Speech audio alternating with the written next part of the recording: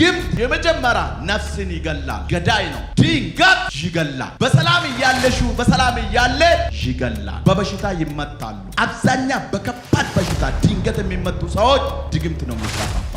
የድግምቱ መድኃኒት ዶክተሩ ሳይሆን ኢየሱስ ነው። ሁለተኛ ድግም በረከታችሁን ይሰርቃል። ገንዘብ የሚባለው ወደ አንተ እንዲመጣ አይፈልግም። ቢመጣም አንተ ጋር እንዲቆይ አያደርግም። በፍጥነት ገንዘብ እጅግ ላይ አይቀመጥም፣ ብኩን ይሆናል፣ ይጠፋል። አንዳንድ ሰዎች እንዲህ ስትሉ ብዙ ጊዜ ሰማለሁ። ገንዘብ እኮ ለኔ አይበረከትም። ገንዘብ እጃችሁ ላይ ሲገባ ብዙ ነው። ከሁለት ቀን በኋላ የት እንደገባ አታውቁ። ይሄ መንፈስ ነው የሚሰራው፣ እባቡ።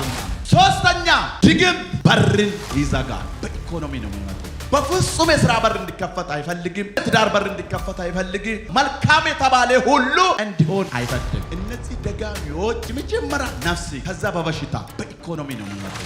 ዛሬ ከተወለዳችሁ ቀን ጀምሮ የተያዘባችሁ ነገር በኢየሱስ ስም አስመልሳለሁ። ወደ አንቺ የተላከ መንፈስ ወደ እነሱ ይመለሳል በጌታ በኢየሱስ ስም። ይሄ ኃይል ያገኝ፣ ይሄ ኃይል ያገኝሽ በኢየሱስ ስም። ደጋሚዎቹን የምትመጪበት ክብር ይውደቅብሽ።